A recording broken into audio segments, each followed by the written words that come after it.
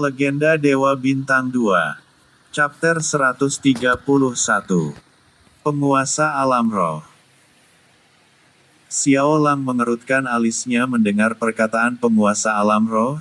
Jika saja gurunya tidak melarang untuk menyakiti para roh, mungkin Xiao Lang sudah memberikan pelajaran pada anak kecil tersebut, karena dilihat dari manapun, ia jauh lebih tua dan lebih pantas untuk dihormati oleh anak kecil tersebut.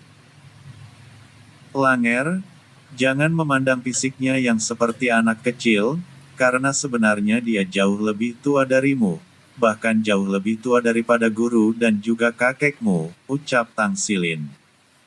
Baik guru, jawab Xiao Lang. Anda benar, Yang Mulia. Aku adalah murid guru Xilin, namaku Xiao Lang, ucap Xiao Lang memperkenalkan dirinya kepada penguasa roh. Apa aku menanyakan namamu? Bentak penguasa alam roh. Xiao Lang menghela napas panjang dan berusaha untuk menahan amarahnya. Maaf, Yang Mulia, jawab Xiao Lang. Sudahlah, jadi untuk apa kau menemuiku? Tanya penguasa alam roh. Xiao Lang kemudian menceritakan masalah yang sedang ia hadapi kepada penguasa alam roh dengan sangat rinci. Lalu ia mengatakan kalau kedatangannya ke alam roh adalah untuk meminta bantuan kepada penguasa alam roh, agar bisa menemukan di mana anggota keluarganya, begitu juga dengan semua orang yang telah menghilang dari dunia dewa ataupun dunia dewa kuno. Aku akan membantumu, tapi kau harus menunjukkan sesuatu yang bisa membuatku ingin melakukannya. Apa kau mengerti? Ucap penguasa roh. Tunjukkan api jiwa, dia pasti akan langsung setuju. Ujar Tang Xilin. Baik guru, jawab Xiao Lang, kemudian ia menunjukkan api jiwa kepada penguasa roh.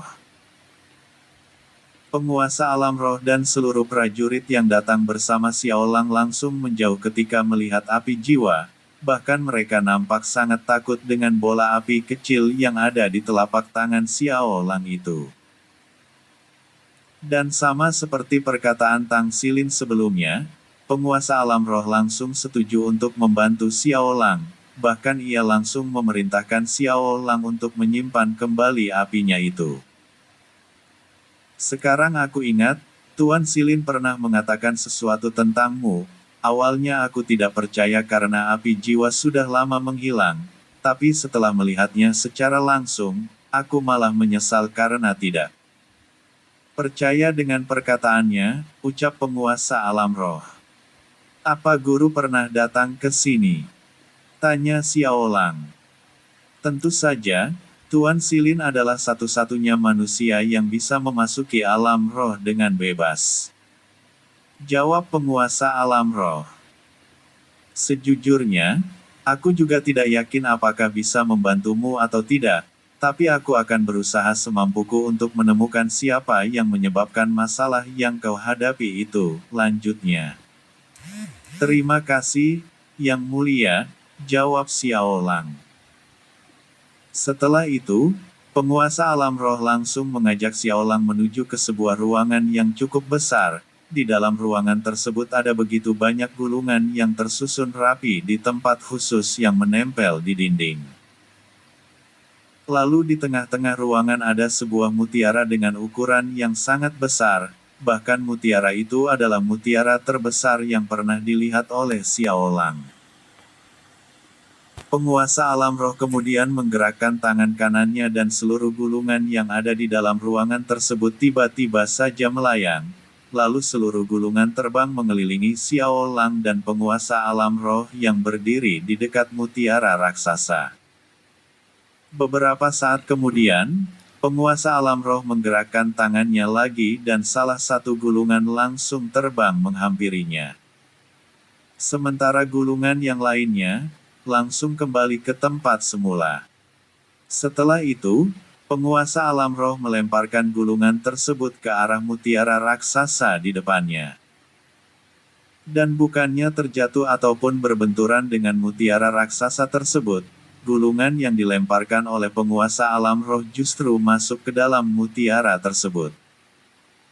Tidak lama kemudian, mutiara raksasa tiba-tiba saja bergetar dan mengeluarkan cahaya yang terang, namun tidak menyilaukan mata.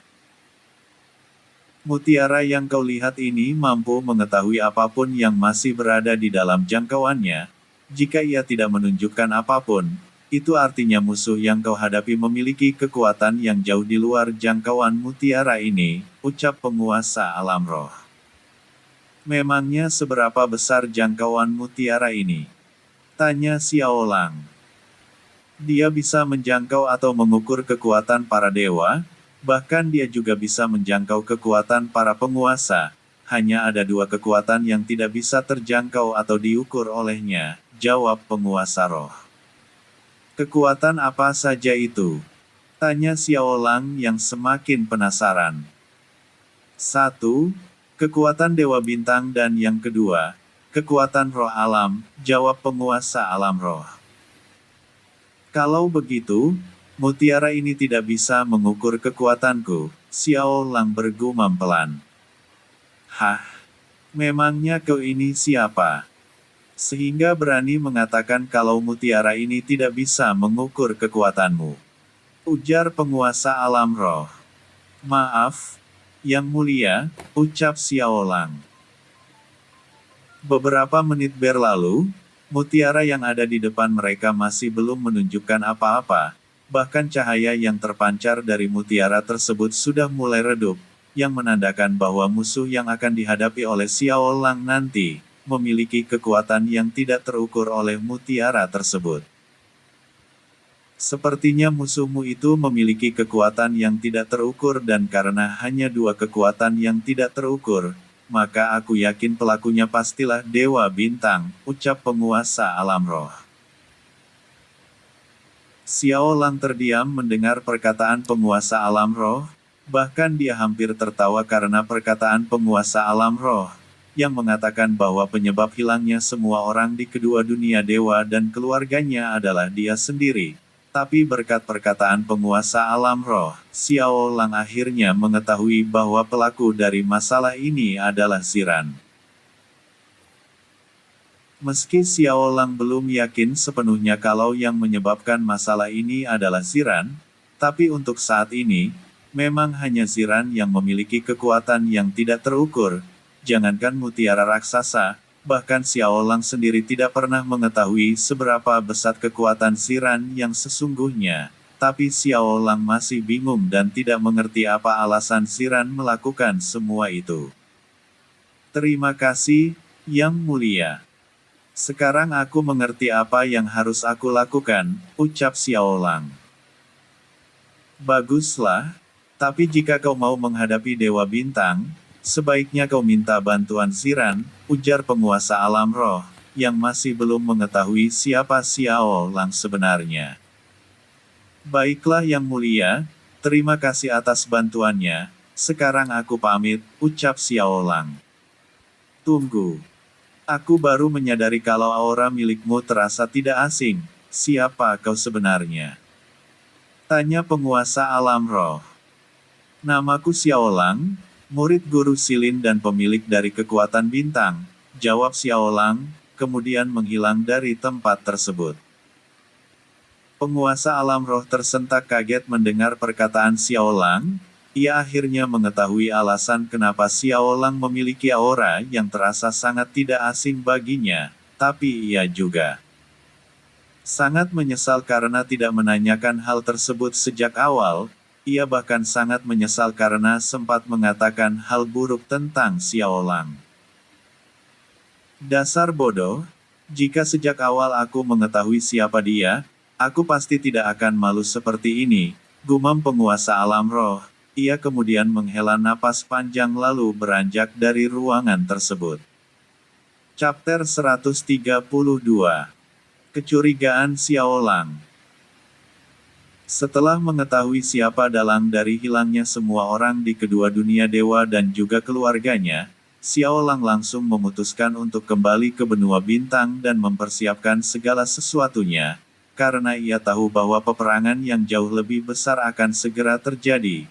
Bahkan peperangan kali ini akan jauh lebih dahsyat dari peperangan sebelumnya. Akan tetapi, langkah kaki Xiaolang tiba-tiba saja terhenti ketika ia mengingat perkataan gurunya, yang mengatakan bahwa dia harus berusaha untuk merekrut pasukan dunia roh sebagai pasukannya. Tapi setelah memikirkan tentang pasukan, Xiaolang teringat dengan suatu pasukan misterius yang belum pernah ia lihat selama ini. Bahkan ia belum pernah memanggil pasukan ini, padahal pasukan misterius ini adalah pasukannya sendiri.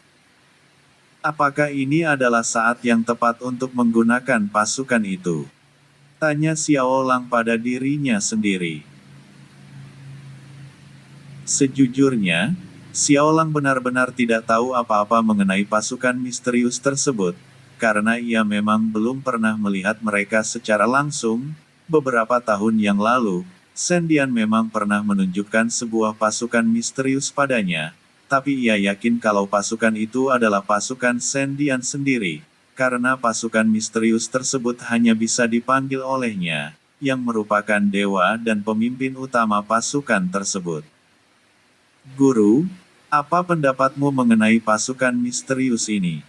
Tanya Xiaolang. Jika kau mau memanggil mereka, maka itu adalah pilihan yang sangat baik, karena kekuatan mereka benar-benar tidak bisa diperkirakan. Tapi apa kau tahu cara memanggil mereka? Tanya Tang Xilin. Sejujurnya, aku tidak mengetahui apa-apa tentang pasukan itu, bahkan aku tidak mengetahui cara untuk memanggil mereka, jawab Xiaolang. Kalau begitu, kau harus menemukan caranya secepat mungkin, karena tidak akan baik bila membiarkan Siran menangkap keluargamu terlalu lama, ucap Tang Xilin. Baik guru.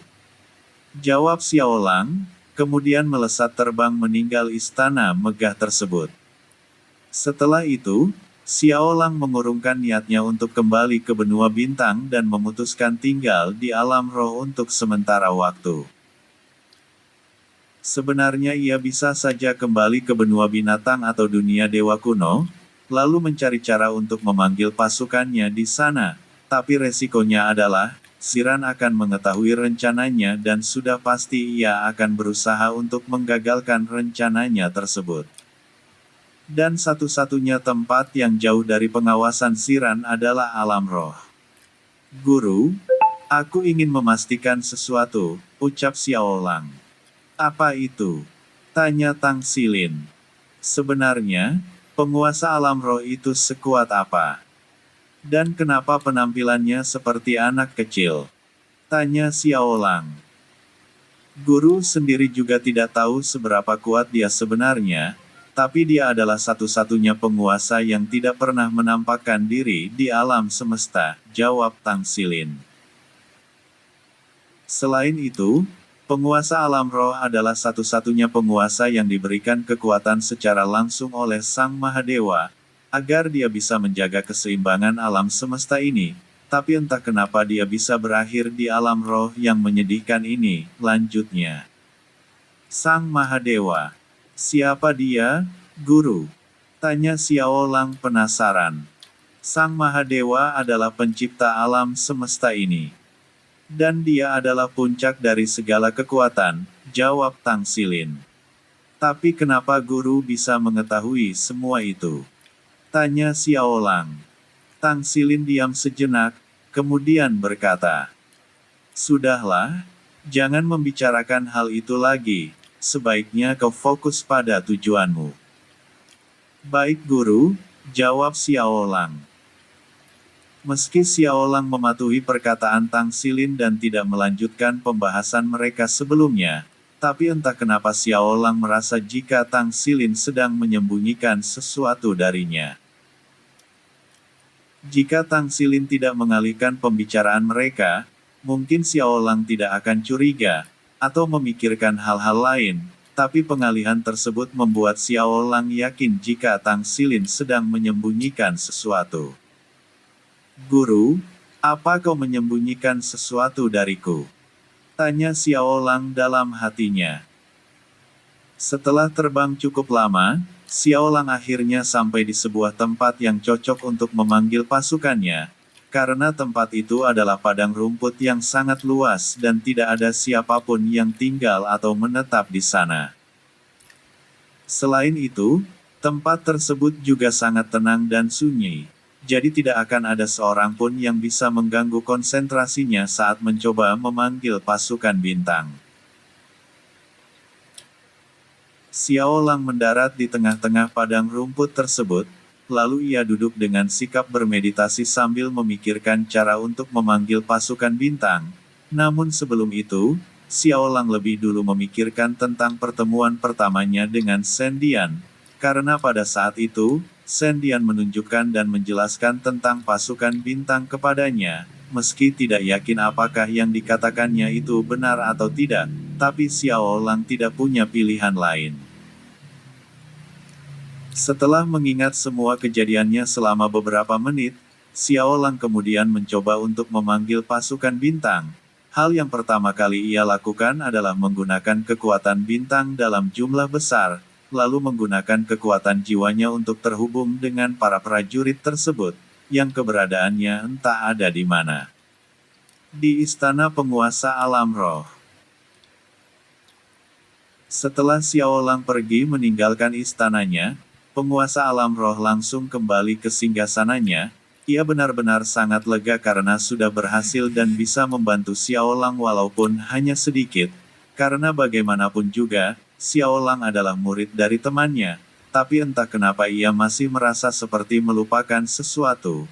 Bahkan ia merasa ada yang janggal dengan kemunculannya Xiao Lang di alam roh. Aku ingat kalau Tang Xilin memang pernah menceritakan sesuatu tentang muridnya, tapi itu beberapa tahun yang lalu dan tidak lama setelah itu, Tang Xilin meninggal karena membantu muridnya itu, gumam penguasa alam roh. Tapi kenapa bocah itu berkata kalau dia datang karena Tang Xilin? Memangnya kapan Xilin ke alam manusia lagi? Ucap penguasa alam roh. Penguasa alam roh kemudian menghela napas panjang, karena tidak berhasil menemukan apapun. Sudahlah, yang penting dia memang benar-benar murid Tang Xilin. Di padang rumput yang sangat luas, Xiao Lang masih berusaha untuk memanggil pasukan bintang dengan menggunakan kekuatan bintang serta kekuatan jiwanya, namun sampai saat ini, ia masih belum berhasil melakukan apapun, bahkan kekuatannya tidak terhubung dengan siapapun. Meskipun begitu, Xiao Lang tidak mau berhenti berusaha, karena harapan terakhirnya adalah pasukan tersebut. Jika ia gagal memanggil pasukan bintang, maka dia hanya akan menghadapi Ziran dan seluruh pasukannya dengan kekuatannya sendiri. Setengah jam kemudian, Xiao Lang membuka matanya dan langsung menghela napas panjang. Ia benar-benar tidak tahu lagi harus bagaimana memanggil pasukan misterius tersebut. Apalagi yang harus aku lakukan? Gumam Xiao Lang. Muridku, pikirkan lagi dengan hati dan pikiran yang tenang. Pasukan bintang adalah pasukan yang berhubungan dengan kekuatan bintang. Lalu apa yang berhubungan dengan kekuatan bintang? Jika kau berhasil menemukannya, maka guru yakin kau juga akan berhasil memanggil pasukan bintang, karena ketiganya sangat berhubungan erat, ucap Tang Xilin. Xiao Lang diam sejenak sambil memikirkan perkataan gurunya. Dan entah kenapa, dia merasa kalau gurunya terlalu tahu banyak, bukan berarti Xiao Lang tidak suka, tapi ia benar-benar merasa ada yang berbeda dengan gurunya. Alasannya, saat pertama kali bertemu dengan Tang Xilin setelah beberapa tahun berlalu, Xiao Lang merasa asing dengan gurunya sendiri, namun karena terlalu senang, ia hanya mengabaikan perasaan asing tersebut. Meskipun sudah beberapa tahun tidak bertemu dengan gurunya, tapi sangat tidak mungkin jika ia merasa asing dengan gurunya sendiri. Belum lagi jiwa Tang Xilin ada di dalam tubuhnya, jadi mustahil jika ia tidak mengenali gurunya sendiri. Awalnya ia berpikir kalau perasaan asing tersebut hanya karena ia sudah lama tidak bertemu dengan Tang Xilin, Tapi ketika mendengar penjelasannya mengenai penguasa alam roh dan kekuatan bintang, perasaan asing tersebut kembali muncul di hatinya. "Guru, boleh aku mengatakan sesuatu?" tanya Xiaolang. "Silahkan, muridku," jawab Tang Xilin. "Sejujurnya, aku merasa asing dengan guru yang sekarang, bukan berarti aku tidak senang karena bertemu lagi dengan guru. Justru aku sangat senang sampai aku mengabaikan rasa asing tersebut, tapi setelah memikirkannya lagi, aku..." "Langer," ujar Tang Xilin. "Lia, guru," jawab Xiaolang. "Tidak masalah jika kau merasa asing dengan keberadaan guru, tapi yang terpenting adalah, kau masih menganggap aku sebagai gurumu, lain halnya jika kau tidak menganggapku sebagai gurumu lagi. Kalau itu sudah terjadi, maka aku juga tidak bisa berbuat apa-apa," ucap Tang Xilin. "Maaf guru, aku bersalah karena telah meragukan guru," jawab Xiaolang. "Sudahlah, sekarang lakukan seperti yang guru katakan tadi," ucap Tang Xilin. "Baik guru," ujar Xiaolang. Chapter 133. Bertemu Ziran. Xiaolang mencoba meyakinkan irinya sendiri, kalau yang sebelumnya ia temui Doan yang sekarang berbicara dengannya memanglah gurunya, Tang Xilin. Tapi sekeras apapun Xiaolang mencoba, hatinya tetap merasa ragu dengan Tang Xilin, bahkan ia tidak bisa menghilangkan perasaan asing terhadap Tang Xilin, seolah-olah Tang Xilin adalah orang yang sedang menyamar. Meskipun begitu, Xiaolang juga tidak merasakan adanya ancaman ataupun bahaya dari keberadaan Tang Xilin, bahkan yang ia rasakan adalah perasaan baik dan bersahabat. Oleh karena itu, Xiaolang tidak terlalu mempermasalah keberadaan Tang Xilin, entah itu gurunya atau bukan, yang penting dia tidak bermaksud jahat, lagi pula ia akan selalu waspada dan berhati-hati dalam setiap tindakannya. Setelah mendengarkan perkataan Tang Xilin, Xiaolang akhirnya teringat dengan satu benda yang berhubungan erat dengan kekuatan bintang. Benda itu adalah cincin penguasa yang ada di jari manis tangan kanannya.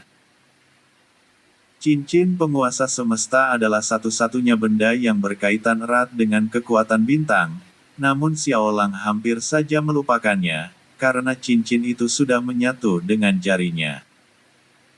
"Benar juga, aku bahkan lupa kalau aku punya cincin penguasa," gumam Xiaolang sambil memandangi jari tangan kanannya. "Muncullah," ucap Xiaolang, tidak lama kemudian sebuah cincin muncul di jari manisnya. "Bukankah itu cincin penguasa?" tanya Tang Xilin. "Benar guru, ini adalah cincin penguasa," jawab Xiaolang.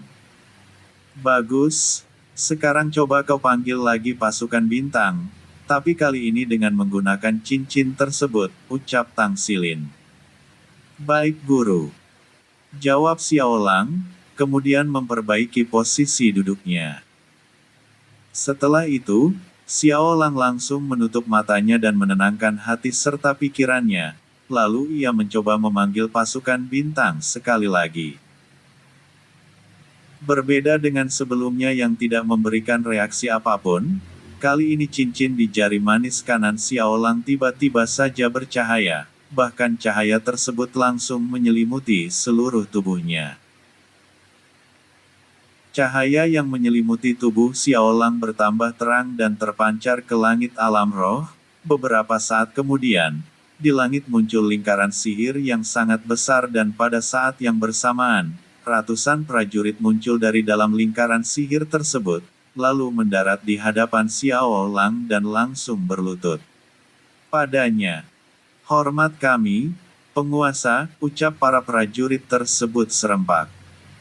Xiaolang kemudian membuka matanya dan langsung berdiri, senyuman indah terukir jelas di bibirnya ketika melihat ratusan prajurit yang ada di depannya saat ini. Aura yang sangat besar terpancar dari tubuh mereka semua, Bahkan sosok mereka terlihat sangat luar biasa dengan armor emas yang menutupi seluruh tubuh mereka. Tidak hanya itu saja, Xiao Lang juga mengetahui bahwa armor yang mereka kenakan bukanlah armor biasa. "Bangunlah," ucap Xiao Lang, kemudian ratusan prajurit tersebut berdiri lagi. "Sekarang aku siap untuk menghadapi Ziran," kata Xiao Lang dalam hatinya. "Guru, bagaimana menurutmu?" tanya Xiao Lang. "Mereka adalah pasukan yang sangat luar biasa, tapi kau harus menyembunyikan mereka dari Ziran," jawab Tang Xilin. "Baik, Guru," jawab Xiao Lang. Setelah itu, Xiao Lang memerintahkan para prajurit tersebut untuk bersembunyi dan tidak lama setelah itu, para prajurit tersebut berubah menjadi bola cahaya kecil. Tidak lama kemudian, ratusan cahaya kecil itu langsung melesat terbang dan masuk ke dalam cincin penguasa yang ada di jari manis tangan kanan Xiao Lang. "Begini lebih baik," gumam Xiao Lang, kemudian melesat terbang meninggalkan tempat tersebut. Setelah meninggalkan alam roh, Xiao Lang muncul kembali di dalam jurang tanpa dasar, lalu ia melesat terbang meninggalkan jurang tersebut dan langsung kembali ke benua bintang bagian tengah. Namun saat dalam perjalanan menuju ke benua bintang bagian tengah, Ziran tiba-tiba saja menghubunginya. "Tuan Ziran, ada apa?" tanya Xiao Lang. Ia berpura-pura masih belum mengetahui apa yang sebenarnya terjadi. "Tidak apa-apa, Xiao Lang. Aku hanya ingin mengetahui keadaanmu saat ini, lagi pula aku sudah lama tidak menghubungimu," jawab Ziran. "Sudah lama. Apa kau tidak salah, Tuan Ziran?" tanya Xiao Lang. "Maksudmu?" Ziran bertanya lagi pada Xiao Lang. "Sudahlah, bagaimana kabar 5 Raja Hewan Suci? Apa mereka baik-baik saja?" tanya Xiao Lang. "Mereka baik-baik saja dan tidak akan lama lagi, mereka akan menjadi penguasa yang baru," jawab Ziran. "Baguslah, aku senang mendengarnya. Tapi ada satu hal yang ingin aku sampaikan kepadamu, Tuan Ziran," ucap Xiao Lang. "Apa itu?" tanya Ziran. "Aku akan menyampaikannya, tapi kita harus bertemu dulu," jawab Xiao Lang. "Baiklah, aku akan menemuimu di dunia Dewa Kuno," ucap Ziran. "Bagus," kata Xiao Lang dalam hatinya, lalu setelah itu, ia langsung kembali ke dunia Dewa Kuno. Tidak lama kemudian, Xiao Lang telah sampai di dunia Dewa Kuno. Ia kemudian masuk ke istana dan duduk di singgasananya, lalu ia berusaha untuk menenangkan dirinya, agar saat Ziran datang nanti, ia tidak termakan emosi dan langsung menyerangnya, karena sebelum ia menyerang atau melawan Ziran, ia harus mengetahui apa yang sebenarnya Ziran inginkan, termasuk alasan kenapa dia melakukan semua ini. 30 menit kemudian, Xiao Lang nampak sudah tidak sabar menunggu kedatangan Ziran. Ia benar-benar tidak mengerti kenapa Ziran bisa begitu lama, padahal biasanya Ziran selalu muncul dan menghilang dalam sekejap mata, tapi sekarang, entah kenapa dia sangat terlambat, bahkan benar-benar sangat lambat. Meskipun begitu, Xiao Lang masih terlihat sabar dan tenang menunggu kedatangan Ziran. Ia bahkan tidak beranjak sedikitpun dari tempat duduknya. Setelah beberapa menit lagi berlalu, akhirnya Ziran muncul. "Xiao Lang, maaf aku sedikit terlambat, karena ada beberapa urusan yang harus aku kerjakan lebih dulu," ucap Ziran.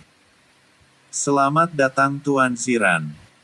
Tidak masalah, lagi pula aku juga tidak ada kegiatan lain, tapi sejak kapan Tuan Ziran menjadi sibuk?"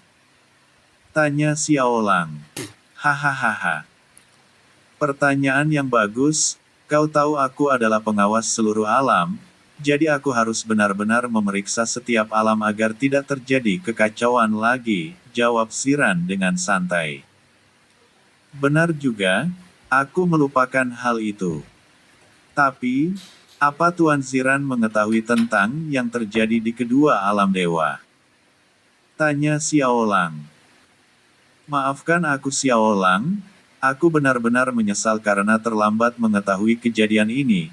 Aku baru mengetahuinya setelah aku memeriksa kedua alam dewa. Aku juga turun menyesal atas hilangnya keluargamu, jawab Ziran. Keluargaku.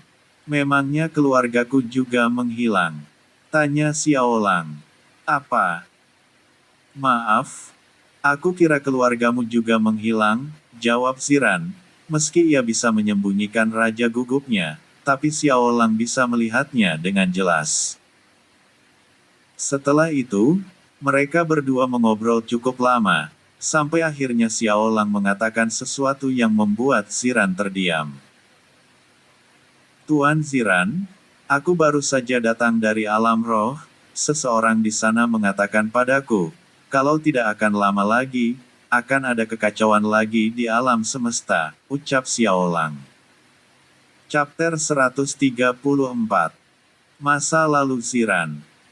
Ziran langsung terdiam ketika mendengar Lin Feng menyebutkan tentang alam roh, bahkan ekspresi wajahnya juga langsung berubah saat itu juga. Kebisuan dan perubahan ekspresi wajah Ziran bukan karena ia tidak mengetahui apa-apa tentang alam roh, tapi karena ia sangat mengenal dan sangat tahu apa itu alam roh.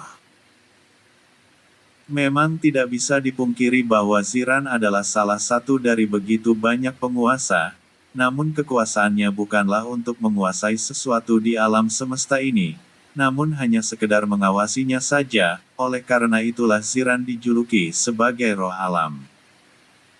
Meskipun begitu, masih ada satu alam yang lepas dari pengawasan Ziran, yaitu alam roh. Ada apa Tuan Ziran? Apa kau mengenal penguasa alam roh? Tanya Xiaolang. Tidak, aku tidak mengenalnya sama sekali, aku bahkan belum pernah bertemu dengannya, jawab Ziran. Ini agak aneh, kenapa guru bisa mengetahui semua tentang penguasa alam roh, sementara Ziran sebagai sesama penguasa tidak mengetahuinya sama sekali, ucap Xiaolang dalam hatinya. Ternyata begitu, padahal aku berpikir kalau Tuan Ziran mengenalnya, bahkan aku sempat berpikir kalau kalian berdua adalah teman baik, kata Xiaolang. Sudahlah, aku tidak mau membahas masalah itu lagi, sahut Ziran. Ziran benar-benar merasa enggan untuk membahas masalah alam roh, karena saat Xiaolang menyebutkan tentang alam roh, itu mengingatkannya kepada sesuatu yang sangat menyakitkan baginya. Bisa dikatakan bahwa Xiaolang telah mengingatkan Ziran dengan masa lalunya yang buruk. Meski begitu, ia masih tetap berusaha untuk terlihat tenang di depan Xiaolang. Flashback on. Ribuan tahun yang lalu. Saat Sang Mahadewa menugaskannya untuk mengawasi seluruh alam, Ziran benar-benar sangat senang dan bangga akan tugas yang ia dapatkan itu, karena dengan tugas tersebut, sama saja seperti ia menjadi penguasa seluruh alam. Tapi ketika ia mengetahui bahwa ada satu alam yang lepas dari pengawasannya, kesenangan Ziran langsung berubah, ia bahkan langsung pergi menemui Sang Mahadewa untuk menanyakan tentang masalah tersebut. Awalnya, Ziran berpikir kalau Sang Mahadewa telah melakukan kekeliruan karena tidak membiarkan alam roh di bawah pengawasannya, tapi jawaban Sang Mahadewa justru tidak membuatnya puas, karena Sang Mahadewa mengatakan bahwa alam roh bukanlah alam yang bisa dipantau oleh Ziran begitu saja. Selain itu, alam roh sudah memiliki penguasa sendiri yang tidak mungkin bisa dikalahkan oleh Ziran. Seiring berjalannya waktu, Ziran akhirnya bisa menerima kenyataan bahwa alam roh memang bukan wilayah kekuasaannya. Lagi pula ia juga sudah sangat puas karena bisa mengawasi semua alam kecuali alam roh, namun kesenangan Ziran juga tidak bertahan lama. Karena Sang Mahadewa telah menciptakan kekuatan yang maha dahsyat untuk penguasa alam semesta. Saat mendengar Sang Mahadewa telah menciptakan kekuatan maha dahsyat untuk sang penguasa alam semesta, Ziran lagi-lagi merasa sangat senang dan bahagia, sebab ia berpikir kalau kekuatan itu diciptakan untuk dirinya, bahkan ia berpikir kalau dialah sang penguasa alam semesta itu. Tapi lagi-lagi, khayalan Ziran sudah terlalu tinggi, karena pada kenyataannya, kekuatan yang diciptakan oleh Sang Mahadewa bukanlah untuknya, melainkan untuk orang lain. Dengan kata lain, penguasa alam semesta juga bukanlah dirinya, melainkan akan ada penguasa baru dengan kekuatan yang sangat dahsyat. Meski ia tidak menunjukkan amarahnya pada saat itu, tapi pada dasarnya Ziran benar-benar sangat tidak bisa menerima kenyataan bahwa dia bukanlah penguasa alam semesta yang sesungguhnya. Ia bahkan berpikir kalau Sang Mahadewa hanya ingin mempermainkan dirinya saja, yang awalnya disanjung begitu tinggi namun pada akhirnya tetap dijatuhkan sampai ke jurang terdalam. Sejak saat itu, Ziran berjanji pada dirinya sendiri bahwa dia akan menghancurkan apapun yang diciptakan oleh Sang Mahadewa, agar di masa depan nanti, hanya dialah yang akan menjadi satu-satunya penguasa yang menguasai apapun di alam semesta ini. Tapi untuk melancarkan usahanya itu, ia harus melakukannya secara diam-diam, agar Sang Mahadewa tidak mengetahuinya. Dan rencana besar Ziran dimulai dengan menciptakan para penguasa baru dan memberikan mereka kekuatan yang besar. Namun ia tidak menampakkan dirinya pada mereka, bahkan ia membuat seolah-olah bukan dialah yang menciptakan para penguasa tersebut. Lalu setelah ia berhasil menciptakan para penguasa, ia membiarkan mereka semua melakukan apapun yang mereka inginkan. Salah satu contohnya adalah penguasa kegelapan, seharusnya sebagai roh alam, sudah menjadi kewajiban Ziran untuk melindungi dunia manapun atau alam manapun, namun ia malah tidak melakukan apa-apa saat penguasa kegelapan memusnahkan seluruh bangsa manusia hewan. Lalu kenapa ia bisa marah saat para penguasa berbuat onar? Semua itu ia lakukan agar Sang Mahadewa tidak curiga padanya, karena ia tahu bahwa Sang Mahadewa sedang mengawasinya. Dan itu jugalah alasan kenapa ia bisa membantu Xiaolang, padahal sebenarnya ia sangat enggan dan tidak ingin melakukan hal tersebut, bahkan bisa dikatakan bahwa dia sangat membenci Xiaolang. Flashback off. Tuan Ziran, kenapa Anda melamun? Tanya Xiaolang. Bukan apa-apa, aku hanya sedang memikirkan sesuatu, jawab Ziran. Jika Anda memang sibuk, Anda bisa pergi sekarang dan aku tidak akan menahanmu, tapi sebelum itu, ada sesuatu yang ingin aku tanyakan, ucap Xiaolang. Apa itu? Tanya Ziran. Xiaolang kemudian berdiri, lalu mengeluarkan Dragon Spear dari cincin penyimpanannya, kemudian berjalan menghampiri Ziran. Apa yang kau lakukan pada keluargaku? Tanya Xiaolang. Ziran diam selama beberapa saat, lalu ia tertawa dengan keras, bahkan suara tawanya sampai menggema di seluruh istana. Hahaha. Sejak awal, aku sudah tahu kalau kau akan mengetahui semuanya, ucap Ziran. Tapi percuma saja, karena kau tidak akan bisa melakukan apapun padaku. Lanjutnya, apa kau pikir aku takut padamu? Tanya Xiaolang, kemudian mengeluarkan aura kekuatan bintang. Santai saja, Xiaolang. Aku tahu kalau kau tidak akan mungkin takut denganku, tapi kalau kau berani menyerangku, maka seluruh keluargamu akan celaka, jawab Ziran. Xiaolang terdiam tanpa bisa melakukan apapun, sebenarnya ia ingin langsung menyerang Ziran saat itu juga, tapi ia tidak akan bisa membiarkan keluarganya terluka, jadi dia memutuskan untuk menyimpan kembali Dragon Spear dan menarik aura kekuatannya. Bagus kalau kau mengerti, jadi aku akan pergi sekarang. Sebenarnya aku juga ingin bertarung denganmu, tapi sekarang bukanlah saat yang tepat, ucap Ziran kemudian menghilang dari hadapan Xiaolang. Dasar iblis licik, ujar Xiaolang. Tenanglah muridku, aku pasti akan membantumu, sahut Tang Xilin. Apa maksud guru? Tanya Xiaolang. Kau ingat tombak yang pernah diberikan oleh Ziran? Ya, aku ingat, ujar Xiaolang. Sebenarnya tombak itu adalah pemberian Sang Mahadewa kepadanya, tapi siapa sangka dia malah memberikan tombak itu kepada anakmu dan sangat kebetulan, tombak itu sangat cocok dengan putrimu, jadi sampai kapanpun, Ziran tidak akan pernah bisa menyentuh putrimu. Selain itu, kau juga bisa menemukan mereka dengan merasakan aura keberadaan tombak tersebut, jawab Tang Xilin. Benarkah? Terima kasih guru. Ujar Xiaolang, ia benar-benar sangat senang mendengar hal tersebut, tapi kemudian ia tiba-tiba saja teringat akan sesuatu. Guru, kenapa kau bisa mengetahui kalau tombak itu adalah pemberian Sang Mahadewa? Tanya Xiaolang.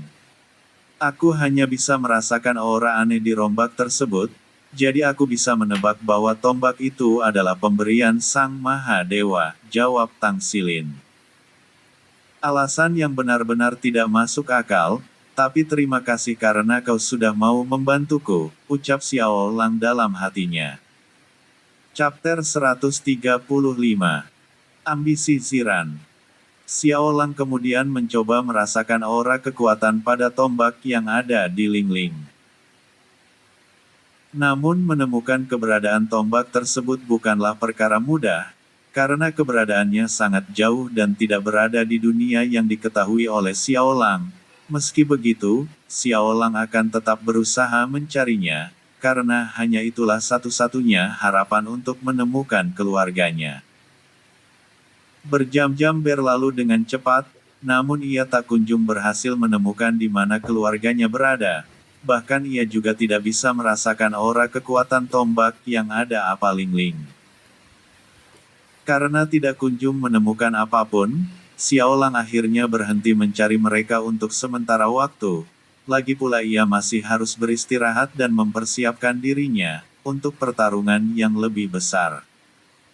Sebenarnya, di mana Ziran menyembunyikan mereka semua? Tanya Xiaolang dan hatinya. Tenanglah, muridku. Keluargamu pasti masih baik-baik saja. Karena, Ziran tidak akan berani menyentuh mereka, jawab Tang Xilin. Semoga saja, karena aku tidak akan pernah mengampuninya, kalau dia berani menyentuh mereka, ucap Xiaolang. Xiaolang menghela napas panjang untuk menenangkan pikirannya. Sebenarnya, apa alasan Ziran melakukan semua ini? Padahal, aku sempat berpikir kalau dia adalah teman yang dapat diandalkan di masa depan nanti, ucap Xiaolang.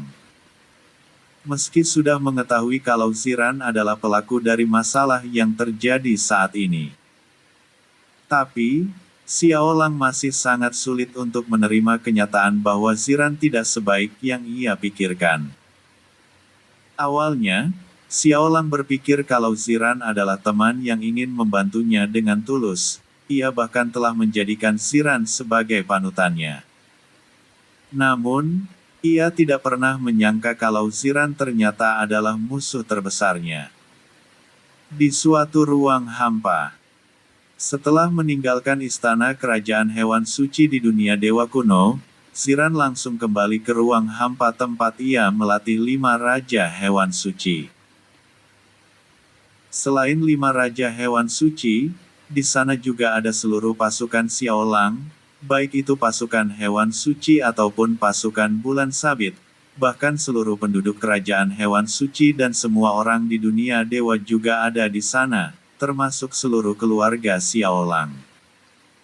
Ziran kemudian menghampiri 5 pintu besar yang dimasuki oleh 5 raja hewan suci sebelumnya. Lalu, ia mengalirkan energi spiritualnya ke dalam 5 pintu tersebut, hingga membuat kelimanya memancarkan cahaya yang sangat terang. Tidak lama kemudian, kelima pintu tersebut mulai terbuka secara perlahan. Setelah itu, 5 raja hewan suci keluar dari dalamnya. Kelima raja hewan suci kemudian berlutut di hadapan Ziran, seraya berkata, "Hormat kami, yang mulia penguasa." Hahaha, bagus. Tidak akan lama lagi, aku pasti akan menjadi satu-satunya penguasa yang tersisa, ujar Ziran. Ziran kemudian berbalik dan menghadap ke arah pasukan Xiaolang. Lalu, ia mengeluarkan bola kristal merah seperti sebelumnya. "Mulai sekarang, kalian semua harus membunuh Xiaolang," ucap Ziran. Ia kemudian mengalirkan energi spiritualnya ke dalam bola kristal merah di tangannya.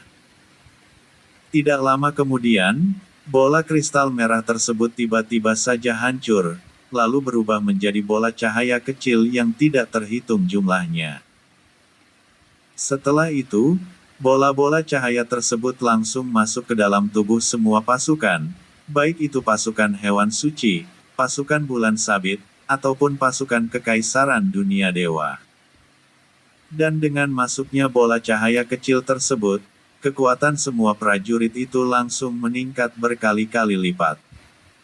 Di istana kerajaan hewan suci, dunia dewa kuno, Xiaolang yang sedang bermeditasi untuk menenangkan dirinya, tiba-tiba saja merasakan keberadaan kekuatan yang sangat luar biasa.